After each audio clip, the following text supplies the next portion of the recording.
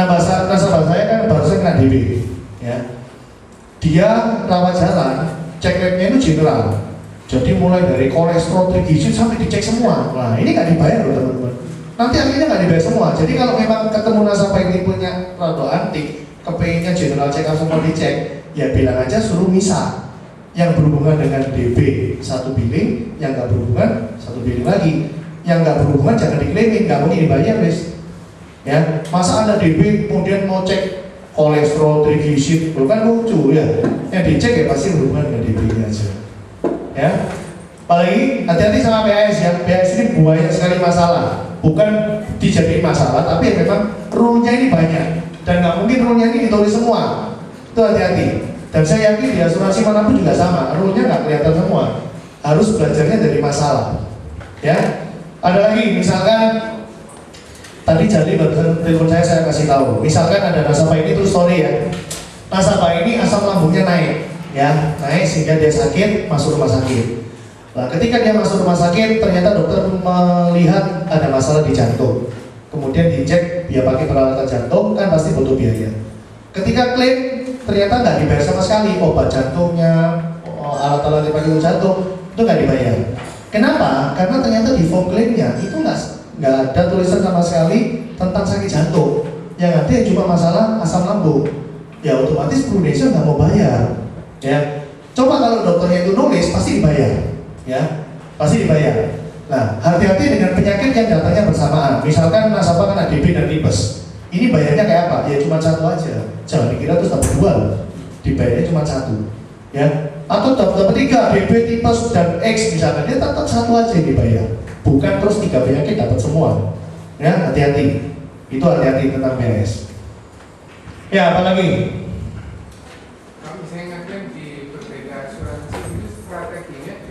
Enggak apa-apa, apa yang strategi? Enggak perlu strategi. Apa yang mau strategi maksudnya apa? Lo enggak apa-apa, pakai legalisir aja. Isi form, legalisir, klik, beres.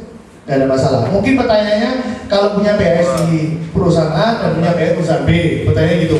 Nah, Anda harus minta form. Form bahwa billing yang asli sudah diambil sama mereka, itu ada. Di Prudential juga ada. Minta aja menjelaskan bahwa oh kwitansi asli pakai Manulife, itu ada. Ya. Jadi nggak perlu bingung. Kalau masalah profit gampang, lu isi form, legalisir, beres. Kalau double HS bisa dipakai dua-dua. Bisa selama billingnya lebih tinggi semua kan. PS kita 500, Manulife 500, habisnya satu hari 2 juta, dibayar semua. Kalau habisnya 1 juta dibayar, tetap 500 kan. Tapi kalau habisnya 500, ya klaim satu lunas, yang satunya nggak mungkin bayar. Ya, gitu. Apalagi? Ayo 5 menit lagi. Ada lagi mau tanya? Tentang selling, teman-teman, dari tadi ini bukan tentang handle objection ini. Tentang apa lagi ayo? Kalau mau tanya mungkin apa? Mewakili teman-teman lain yang jadi masalah. Ya kok?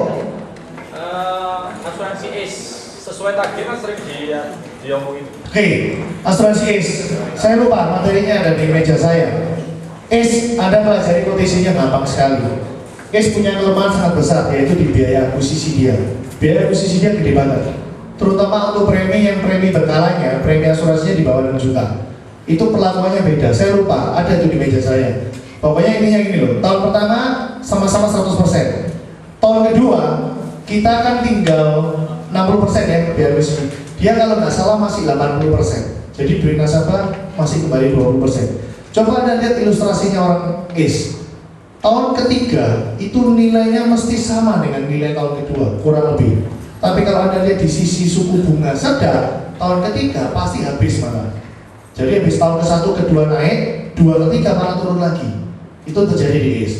Nah, coba bayangkan kalau nasabah kepengen cuti premi. Cukup nggak kalau cuti premi tahun ketiga? Nggak cukup, karena biaya akuisisi di awal terlalu besar. Itu yang bisa Anda buka pikirannya nasabah dari premi berkala. Yang kedua, dari biaya asuransi. Di kita biaya asuransinya 1 bulan berapa? 27,5. Di ACE 40.000 sebulan. Ya, dia biaya asuransi, dia biaya akhirnya 30.000 kalau bayarnya tahunan. Kalau bayar bulanan, kebanyakan nasabah bulanan itu 40.000 sebulan. Cukup besar loh. 40.000 kita 27,5. Itu bedanya. Yang paling signifikan di biaya. Dan itu sebenarnya ada semua di proposal. Jadi yang saya omongin ini tertulis semua di proposal dia. karena saya pegang proposalnya ACE. Ya, seperti itu.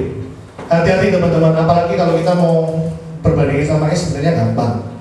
Satu, dia kan perusahaan baru. Dua, dia nggak ada pengalaman di bisnis life insurance, karena ACE ini besarnya dari general insurance. Ya, apa yang mereka hari ini janjiin semua sama sekali nggak ada bukti.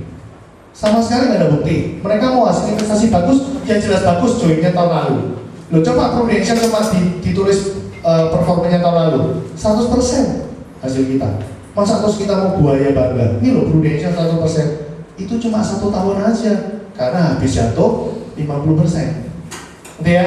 Jadi hati-hati dengan janji-janji seperti itu. Jelas dong? Ya. Oke. Ada lagi? Ya Bu? Tawaran sama agent apa perusahaan asuransi yang lain kadang-kadang kan menggiurkan.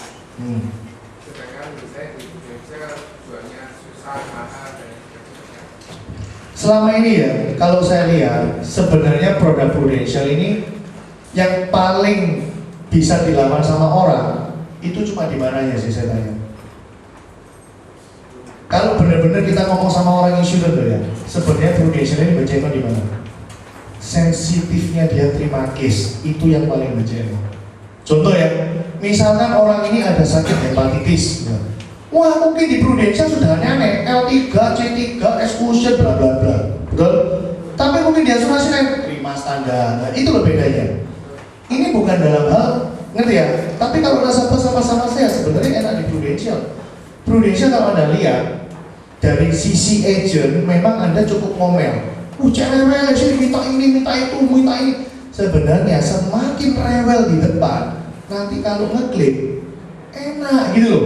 Nggak perlu cekot-cekot. Coba Anda di asuransi lain, masuknya gampang, blum, langsung masuk. Begitu sakit, spot jantung, ini dibayar nggak? Dibayar nggak? Dibayar nggak?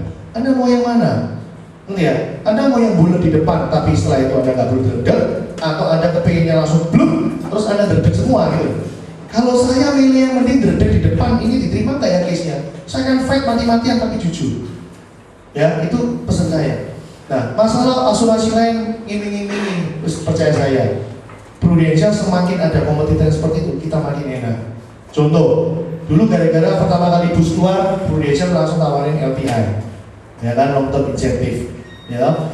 Terus yang kedua, ada lagi kemarin gara-gara ada penawaran dari Great Eastern dan sebagainya, Prudential langsung kasih AM 3 tahun, tahun ketiga terima lagi, betul? Sekarang ada lagi kan, wah mulai muncul lagi, nggak karuan. Prudential muncul lagi, ini kalau nggak salah loh ya, tapi udah di approve sama Hong Kong, ya. Ini saya cerita dulu tapi nggak tahu nanti beneran nggak. Nanti tahu bener nggaknya waktu NLC, National Leader Conference, tanggal 23 November ini. Saya dengar Hong Kong sudah setuju bahwa AM kita itu sekarang AM 2 keturunan, bukan lagi 1 keturunan, tapi nggak tahu bener nggak, ya nggak tahu bener nggak. Jadi contoh misalkan kalau zaman dulu kan dulu sudah AM, saya hanya terima 6%, 9% dari directnya kan dulu aja, yang belum AM. Oke, jadi kalau Elizabeth sudah AM, saya nggak akan terima dari Johnny Johnson, ya itu dulu. Nah ini kalau nanti beneran di approve, walaupun Elizabeth sudah AM, saya juga terima dari grupnya Elizabeth. Cuma berapa persentasenya saya nggak tahu. Ya ini dasar sesuatu di Star Cruise, nggak tahu beneran enggak. Ya semoga aja benar. Ya. Jadi Anda kalau tetap stay di Prudential itu malah enak. Anda akan dibuat dengan sesuatu yang lebih bagus. Ya teman-teman, intinya simpel lah. Perusahaan makin gede juga perusahaan pasti pengen ngayomi kita. Karena nggak mungkin kita disuruh keluar, betul nggak? Nah cara untuk ngayomi ya pasti dengan penawaran-penawaran yang masuk akal. Ngerti ya? Nggak mungkin demi Anda stay, wah dikasih yang bagus-bagus nggak karuan tapi company-nya juga bagus-bagus, ya mendingan cari aja orang baru. Benar nggak ya? Nah ini contoh aja lah ya. Ini sekarang lagi cepet-cepetnya orang Great Eastern, nggak tahu bener nggak ya? Orang Prudential banyak pindah ke Great Eastern, ya kan? Karena yang dijadikan patron adalah Lee Boon Siong. Wah semua, sorry kalau Lee Boon Siong apa? Coba Pacu, ya. Semua ngomong Pacu. Dan memang Pacu ini orang luar biasa. Ya dulu kalau ada masalah, katanya dari Jakarta langsung ke Surabaya. Kamu punya case pending apa diurusin? Ya saya ngomong itu zaman dulu, zaman agent cuma gelintiran gitu. Masalahnya juga gelintiran, saking nganggur sampai berangkat ke Surabaya ngurusin case pending. Coba sekarang Prudential ada puluhan ribu ini case pending, suruh dia keliling ngurusi case pending, sudah kerja Pak Cu, bener nggak? Nah, karena punya nama baik, semua percaya sama Pak Cu, pindah semua ke Kritisan. Nah ini sekarang ada masalah baru. Pak Cu Sinfu punya atasan yang sangat akrab sama dia, namanya Ngeng Wei sekarang sudah pindah ke AIA. Nah sekarang yang jadi pertanyaan, kapan Pak Cu Sinfu akan pindah ke AIA? Ini yang cukup bikin orang Kritisan bingung sekarang. Jadi Anda jangan percaya sama si A yang coba rekrut Anda. Si A itu cuma staff, benar nggak? Di mana ada bayaran lebih gede ya dia pasti pindah lagi, dan dia pasti bilang AIA lebih bagus dari Kritisan. Mau sampai kapan ikut pindah? Ingat teman-teman, kita di bisnis ini yang dijual apa? Trust, benar? Kepercayaan. Hari ini bilang Prudential bagus, besok pindah AIA mau bilang AIA bagus tak?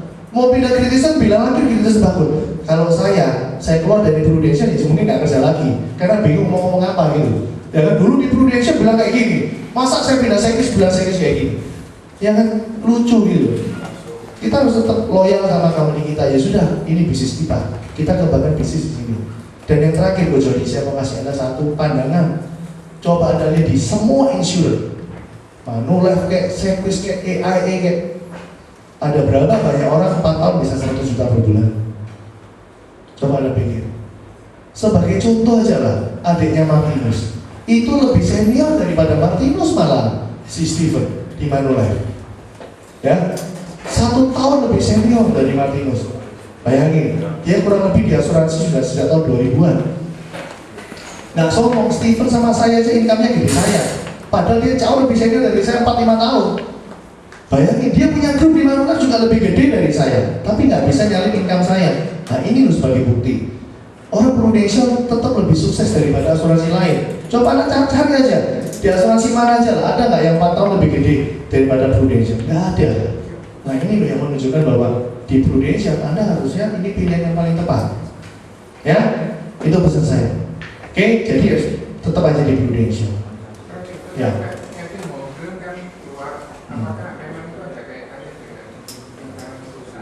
Ya, nah itu sih kita nggak perlu ngurus ya. Siapapun yang memimpin kita, pokoknya aturannya nggak pernah berubah. Ini yang menarik teman-teman. Siapapun pemimpin di Prudential punya role nggak pernah berubah. Sedangkan di asuransi lain selalu ada penggantian presiden, penggantian apa, mesti berubah lagi role-nya. Di kita kan nggak pernah. Kalaupun ada tambahan role itu lebih enak, bukan lebih nggak enak. Betul nggak? Lebih enak terus gitu loh. Ada tambahan role enak, yaitu tadi LTI, kemudian AM 3 tahun, kemudian sekarang AM 2 keturunan, selalu lebih enak. Ya, tuh. Oke, terakhir, saya mau kasih Anda satu terakhir. Setelah itu kita akhiri entry ini.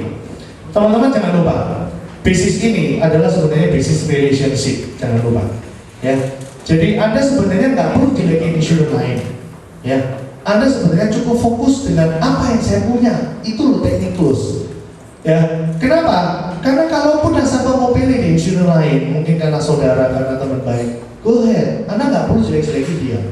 Tapi yang perlu Anda lakukan adalah buka pikiran dia butuh apa yang kita punya. Apa yang Anda punya? CC sampai 85, insurer lain nggak ada yang punya. Insurer lain maksimal sampai 75, benar? CC income, satu pun insurer lain nggak ada yang punya.